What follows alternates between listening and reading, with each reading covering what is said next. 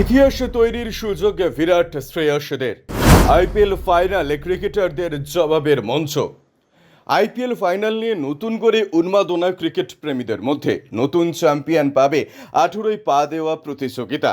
এর আগে 3বার ফাইনালে উঠেও চ্যাম্পিয়ন হতে পারেননি রয়্যাল চ্যালেঞ্জার্স বেঙ্গালুরু। পাঞ্জাব কিংসও একবার রানার্স হয়েছে।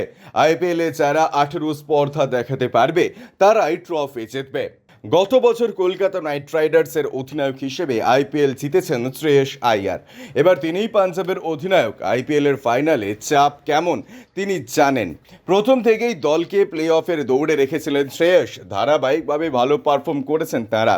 দলের ভারসাম্য রয়েছে শ্রেয়স ছাড়া সেই অর্থে বড় নাম নেই বললেই চলে। কিছুটা অর্শদীপ সিং এবং যুবেন্দ্র চাহল। দলে তারকা দ্বন্দ্ব নেই। শ্রেয়সের নেতৃত্বাধীন দলকে সুখী পরিবারের মতোই দেখছে আগাগোড়া। Royal Challengers Bengaluru. পাঞ্জাবের ঠিক বিপরীত ছবি বেঙ্গালুরু শিবিরে। Virat Kohli, Josh Hazlewood, Phil সল্টের মতন তারকা রয়েছেন। তবুও নেতৃত্ব রজত পাতিদার। তিনি খেলতে না পারলেন অধিনায়ক জিতেশ শর্মা। তাদের নেতৃত্বে খেলেছেন চাপমুক্ত কোহলিরা।